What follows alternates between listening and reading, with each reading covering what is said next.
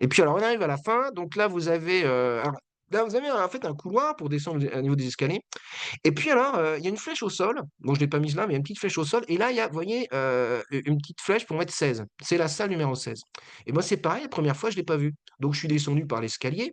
En plus, quelle idée d'avoir mis une vitre sans teint. Vous voyez? Comme ça, vous voyez pas qu'il y a une expo derrière. C'est surréaliste, mais c'est comme ça. En revanche, quand vous êtes vous dans la salle de l'expo, bah, vous pouvez voir les gens qui passent et alors, je vous mens pas, je triche pas. Je me suis amusé à prendre quelques photos. Il y a à minima une personne sur 2 qui passe sans voir la dernière salle. Enfin l'avant-dernière, en gros. Ça, c'est dingue. Alors et alors dans la salle, alors c'est plutôt pas mal quand même parce que c'est le goût du voyage. Alors on voyage grâce aux avions, aux autos et alors c'est Emmanuel Bréon qui, dirige la Cité de l'Architecture, qui a fait, cette section parce que c'est sa spécialité. Alors ça, c'est une photo prise sur un site internet, ça c'est la mienne. C'est pas le même éclairage, mais encore une fois, mon appareil photo est plus proche de la réalité. Alors il y a des jeux d'ombre et de lumière, bon. Mais alors surtout, là vous avez la petite section qui est consacrée au paquebot. Logique bien connue. Regardez les cartels, ils sont en bas et regardez la dame. Ah, je me suis permis, bon, c'est de dos, donc voilà, on ne voudra pas. Elle est obligée de se mettre comme ça. Vous ne pouvez lire les cartels que comme ça. Et encore, faut vraiment, moi qui suis un peu présuite, il faudrait que je m'approche encore plus que la dame. Donc déjà, on se dit, mais comment est-ce possible d'avoir mis les cartels dans l'ombre, en dessous? À niveau de l'éclairage, je sais pas, il faudrait mettre zéro là, hein, bon, et puis d'autre côté, c'est Air France avec les premiers vols de 1930. Voilà. Alors, dernière chose, en fait, les 2 mâles qui sont là, vous voyez, c'est des bagages. Bon, bah, c'est une marque bien connue, c'est Louis Vuitton. Est-ce que c'est légitime? Alors on va commencer par les choses qui fâchent quand même. On va terminer là-dessus plutôt, pardon. On va terminer par les choses qui fâchent, je vous rassure, on est au bout. Dans le rapport général, j'ai mis ça parce qu'il faut rappeler que la bagagerie en fait, elle est il y a 12 il y a 13 sections en fait dans l'exposition et donc la bagagerie, elle fait partie, d'une des sections, elle est dans les accessoires du mobilier. Alors je suis allé voir en fait si Vuitton, c'était vraiment représentatif en 1925 quoi, c'était vraiment la bagage à la mode. Bah, pas du tout en fait, ouais. Alors j'exagère, il y en a bien sûr, mais il y a une œuvre Vuitton qui est dans la série, mais c'est pas une malle en fait. C'est une boîte avec à l'intérieur, je crois enfin c'est une mini valise, mais c'est pas une grande valise, c'est pas une malle. Notamment les malles réputées en 1925, c'est Moana. Vous voyez, alors j'ai pris le catalogue officiel de l'exposition avec la section française. Vous voyez, à la fin, dans chaque section, il y a un best-of de l'exposition. Bah la malle, c'est pas Vuitton, c'est Moana. Alors là, c'est dommage parce que on se dit quand même, voilà, la seule œuvre Vuitton, elle est là. Donc il y a une trentaine de planches, il y a qu'une œuvre Vuitton, c'est ça, mais qu'est-ce qu'ils mettent dans l'exposition? 2 malles Vuitton. Bon, est-ce que Vuitton est un sponsor Expo? Non. Mais là, on connaît, hein, évidemment, on sait la puissance de Vuitton, donc peut-être que pour faire plaisir à Vuitton, ils se sont dit: «Tiens, ah, bon, voilà, on va mettre 2 malles Vuitton». La vraie malle, vraiment, si vous voulez être, à la mode 2025, c'est Goyard qui ont inventé, une malle qui a eu un succès fou, c'est la Goyardine. Ah oui, on est en plein milieu des années 20. Donc là, ça m'énerve beaucoup. Et puis c'est surtout historiquement faux. C'est falsifier finalement l'histoire de l'art juste pour mettre du Vuitton en place. Et ça, c'est pas normal parce qu'on doit faire un boulot dans un musée qui, je le rappelle, n'est pas public, mais qui est une institution à vocation publique, qui est en connexion avec l'État, qui a un accord avec l'État. On est quand même censé faire des choses sérieuses au niveau de l'histoire de l'art. Voilà, pour le plaisir, quelques sacs à main. Ah, c'est pas mal quand même ces sacs à main. Alors on termine, on va descendre dans la grande nef où normalement il y a les expos. Mais la grande nef, je vais employer le mot très clairement, elle a été, presque privatisée. Alors quand on descend, hop, on arrive sur le côté et là on voit les sponsors. Donc, exposition conçue par les Arts Décoratifs, Paris, Orient Express, bon, avec le soutien de Cartier et de la Banque Transatlantique. Alors j'ai évacué assez vite l'Orient Express. En fait, la Grande Nef, elle est, dédiée, au futur Orient Express. C'est intéressant en soi, mais c'est de la pub en gros. Vous avez toute une série des affiches qui sont hors sujet parce que chronologiquement, c'est bien avant 1925, des débuts de l'Orient Express et puis ensuite on vous montre quelques œuvres, des wagons qui ont été retrouvés, au fin fond de la Pologne. Là, c'est le décor de marqueterie, mais tout le reste, là, sur les panneaux, c'est le futur Orient Express. Et le wagon que nous avait annoncé de l'Orient Express, il y a juste en fait une petite table, il y a un mini wagon, mais tout le nouveau wagon, c'est un wagon du futur Orient Express. Alors c'est tellement dingue que après coup, quand même, je me suis dit, mais je suis allé, j'ai voulu relire sur le site la présentation de l'exposition qui nous disait, c'est une relecture de l'art déco jusque ses influences dans l'art contemporain, mais en fait, ils ont changé Alors je vais pas lire, mais ils ont changé parce que je pense qu'il y a des gens qui se sont plaints et sur la présentation sur le site, ils ont dit, ils ont remis un petit peu, ils ont reconfiguré en disant: «Et on peut aller jusqu'à l'art contemporain en découvrant le futur Orient Express». Parce qu'en fait, là, il y a erreur sur la marchandise, c'est pas du tout ce qu'on nous a vendu, hein, en tant que conférencier. Moi, je m'étais lancé dans l'expo en disant: «On va avoir de l'art contemporain», non, en fait, la seule chose contemporaine, le seul 2025 et encore, en gros, c'est 2026 que l'Orient Express va être lancé, bah, c'est ça, oui, 1925-2025. Et alors, si vous regardez le teaser, vous savez, la petite vidéo publicitaire sur YouTube, bah, ils ont resté dans l'ancien schéma, ils n'ont pas changé. Vous voyez, j'ai fait une capture d'écran, des chefs-d'œuvre des années folles aux réinterprétations contemporaines, au pluriel. Mais à part le panneau de Pélusi, j'en vois pas, moi. Donc, il n'y en a pas.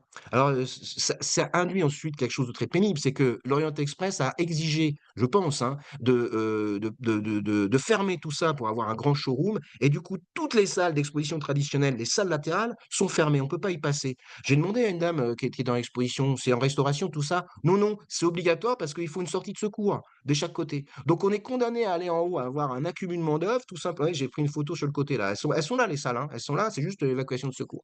Tout ça parce que l'Orient Express a voulu faire sa pub. Et on conclut avec Cartier. Cartier, le renouvellement des formes, c'est la deuxième salle dans laquelle on tombe dans l'expo. Voilà, ça arrive comme ça, une mini-salle juste sur Cartier. Qu'est-ce qu'on nous dit? Le renouvellement des formes, tenez-vous bien, bon, quels 150 bijoux accessoires exposés par Cartier, bon, à exposition internationale, sont l'aboutissement de recherches formelles entamées 20 ans auparavant. À partir des années 30, les créations de Cartier, désormais rigoureusement géométriques, alors là, tout est dit. Parce qu'au fait, on est censé nous montrer ce qui s'est passé en 25, mais, et c'est mis à la fin, Jeanne Toussaint, en fait, directrice de la création de la Maison Cartier, prend les choses en main en 1933. Alors j'ai été bosser un petit peu sur Maison Cartier, j'ai été voir bah, des livres sur le bijou Art déco, et en effet, tout le monde s'accorde d'ailleurs que la Maison Cartier, en fait, elle est un peu à l'arrière de la création, elle est en retard, quoi. Mais dès 30, en effet, là, avec Jeanne Toussaint, ça va aller dans la modernité. Donc ça, si vous voulez, c'est complètement illégitime scientifiquement. Et on a quoi? Alors, on a au milieu une panthère qui appartient au fonds Cartier, au patrimoine Cartier, et qui décorait le pavillon d'élégance. Alors, Cartier nous a déjà fait le coup quand même, nous a déjà fait le coup à l'exposition sur le Paris de la modernité, où là, vous aviez en fait un ensemble de bijoux que de Cartier, et ils étaient déjà sponsors de l'expo. C'était dingue parce que vous aviez 50 ans de création à Paris et il n'y avait que des bijoux Cartier. Il y en a d'autres qui ont fait du bijou. Et voilà ce qu'on nous dit dans le cartel. Alors ça, c'est le cartel de l'exposition du Petit Palais. Ligne du Félin incarne alors l'esprit de la maison Cartier, seule maison de joaillerie à y être aussi présente, tout en occupant, avec les autres bijoutiers joailliers, un espace au Grand Palais. Alors j'ai été bosser tout ça. Donc en fait, qu'est-ce qu'on a dans la vitrine déjà? Vous avez des bijoux de Cartier des années 1910, rien à voir avec l'art déco, rien à voir, je pèse mes mots, c'est évident.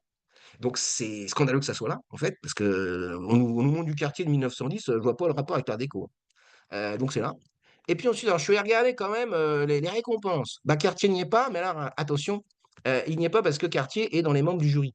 Voilà. Et quand vous êtes membre du jury, vous pouvez pas être récompensé, c'est normal. Donc ça veut dire qu'en effet, Cartier est devenu tellement célèbre que du coup, ils sont dans le jury. Et c'est sans doute aussi pour ça que leur exposition a pas tant marqué les mémoires, parce que quand vous regardez les critiques de l'époque, personne ne parle du style Cartier 1925. Et en revanche, vous avez toute une série, là, vous voyez, plein de diplômes d'honneur et ainsi de suite. Tous ces bijoutiers-là, on les voit pas dans l'expo, parce qu'on voit que du Cartier. On va voir le pavillon d'élégance maintenant. À droite, c'est les super vitrines du Grand Palais.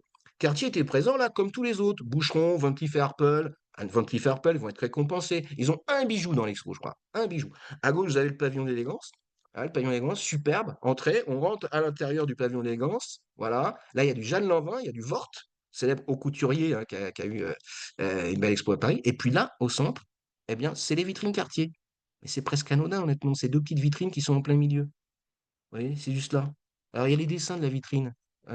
Et puis, en revanche, bah, c'est Jeanne Lanvin, en fait, qui était la star du pavillon de l'élégance. C'est pas du tout Cartier. Donc, en fait, ce qu'on essaie de nous dire, c'est que bah, Cartier, finalement, comme ils étaient présents deux fois, c'est normal qu'on les mette en avant.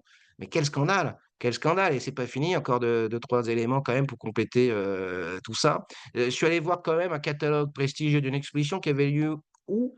Au Musée des Arts Décoratifs en 2009 sur les bijoux d'art déco, bijoux art déco et avant-garde. Bah, ça tombe bien. Alors je suis allé voir et puis je suis allé regarder, vous voyez, notamment les notices. Cartier est là, c'est vrai. Il y en a plein d'autres des artistes. Paul Bablé. Alors là, honnêtement, il y a quasiment deux noms sur trois qui sont pas là. Tiens, Mauboussin.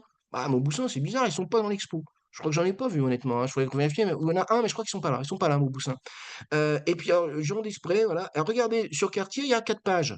OK? Sur Jean Desprez, il y en a beaucoup plus. Il y en a 12.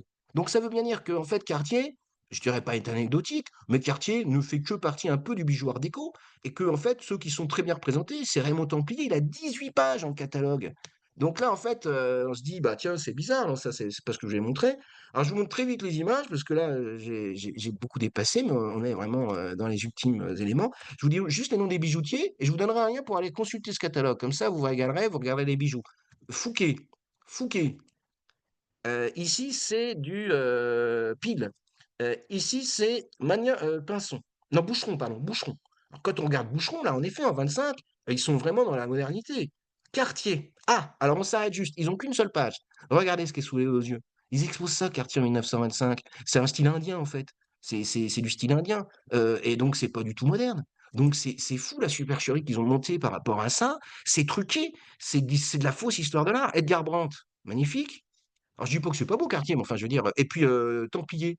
C'est ça le bijou art déco, il y a pas de doute. Quelle merveilleuse roche. Bon, j'ai pas le temps de commenter tout ça, hein, Templier encore. Templier, il a 2 pages, il a 8 bijoux. Vous voyez, par rapport à Cartier, a priori, alors donc ça veut dire qu'en fait, les conservateurs du musée des arts déco, ils ont pas ressenti exactement la même chose. Au coq, Chaumet, voilà, la même Chaumet, ce côté un peu égyptianisant, bon, Chazelle maintenant, et puis, Lacloche Frères, pardon. Linzener et Marchak. Il y en avait beaucoup d'autres, hein. Carrel, édité par Maréchal. Voilà. Donc là, c'est le catalogue officiel Expo. Mauboussin et 112. Voilà, 112. Van Cleef et Arpels. Alors, ils ont quand même un ou deux bijoux, Van Cleef et Arpels. Weber, absent. Magnifique bijoutier. Weber est absent. Mauboussin a même fait un catalogue spécial de 1925. J'ai trouvé en ligne. Regardez comme c'est joli, quand même, cette petite chose-là.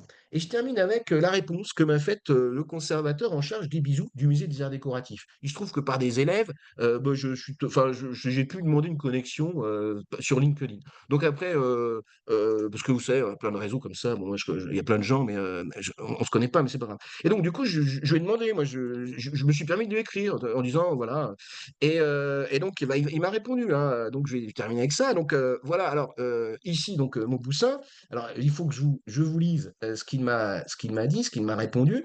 Donc, cher monsieur, je travaille actuellement sur l'exposition. J'aurais voulu savoir si la salle consacrée à Cartier avait été exigée par le joaillier dans le cadre de leur partenariat ou s'il s'agissait de votre part d'un choix scientifique et délibéré des commissaires de l'exposition, en vous remerciant par avance. Voilà sa réponse, j'ai reçu vendredi soir, après la première contre-expo.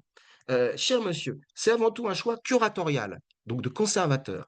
Nous souhaitions pouvoir illustrer l'histoire de l'art déco de ses origines, avant la Première Guerre mondiale jusqu'à la fin des années 30, à travers les yeux d'un créateur artiste maison. Il fallait pour cela un créateur ayant à la fois participé à ce renouvellement des formes dès les années 1905-1910, et pour lequel il reste suffisamment de matière à exposer, tant en œuvre qu'en archives. Le choix s'est finalement porté sur Cartier, bien cordialement. J'ai été un peu triste quand j'ai lu, parce que je crois qu'il me prend vraiment pour un imbécile, ou alors il est tellement coincé dans alors je vous montre juste, il y a une exposition sur les dessins de bijoutiers au musée du Petit Palais. Bon, je termine, c'est un peu long, je sais qu'il y en a qui sont partis, mais c'est pas grave, hein, tout ça va être en replay donc mais parce que honnêtement là, là je trouvais ça surréaliste. Il y a plein d'autres maisons qui ont des archives. C'est complètement fou ce qu'il me dit. Donc Boucheron par exemple ici, vous voyez ça a été exposé au Petit Palais. Boucheron, ils auraient pu en présenter plein des dessins. Le musée du Petit Palais, en fait, a fait une exposition sur les dessins de bijoutiers qui était au printemps dernier. Bah, je suis allé la voir, ben voilà, il y avait ça. Alors, qu'est-ce qui s'est passé au musée des Arts Décoratifs? Bah, on termine par ça. Il se passe que le musée des Arts Décoratifs, bon, il y a eu un problème parce qu'il y a eu Madame Mazel qui a été mise en place. Donc là, je prends les captures d'actualité, hein, voilà, donc tout ça est diffusé. Donc bon, bah, je dis simplement les choses. En fait, bah, ça s'est mal passé. Moi, je connais pas l'histoire, mais elle venait du centre Pompidou et puis bon, elle a été vraiment dans l'art contemporain. Elle a été commissaire de la Biennale de Venise, vous imaginez, en 2017. Et donc, du coup, bah, elle est mise au musée des Arts Déco et puis ça se passe mal. Alors, il y a une enquête de l'inspection du travail, ce que j'ai lu dans Le Monde, je sais plus où. Bon, et puis il y a des conservateurs qui sont partis. Donc, il y a un nouveau directeur. Alors, elle a été mise de côté, on va dire, puis elle est partie. Il y a un nouveau directeur qui est arrivé, il est resté 6 mois. Et là, il y a un nouveau directeur qui vient d'arriver, un Californien, Lionel Sauvage, dont je connaissais pas l'origine. Il est pas conservateur du tout, hein. Bon, alors après, c'est un musée qui a plus ou moins le droit d'avoir que ça comme président. Et il est milliardaire, en fait, américain, et donc il est collectionneur de Watteau. Et il est dit comme un spécialiste de Watteau, parce que quand même, il s'intéresse aux arts décoratifs du XVIIIe siècle.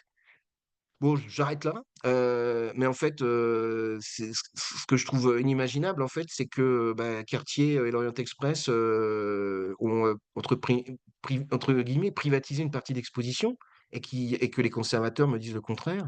C'est unique, ça, j'ai jamais vu ça, moi, et donc si c'est la voie future des expositions, j'espère qu'il y a des gens qui s'insurgeront contre ça. J'ai pas lu toutes les critiques. Si vous en avez d'ailleurs, envoyez-moi. Vous êtes abonné au Monde, faites-moi une capture d'écran et tout ça. Parce que là, moi, je trouve ça sidérant, quoi, sidérant, et l'heure de la contre-expo, c'est 6 pour la pertinence scientifique, 7 pour la scéno à cause de l'éclairage qui est pas bon, mais 17 pour la qualité des œuvres, 10 pour l'accessibilité, parce que intellectuellement ça va, c'est pas si compliqué que ça.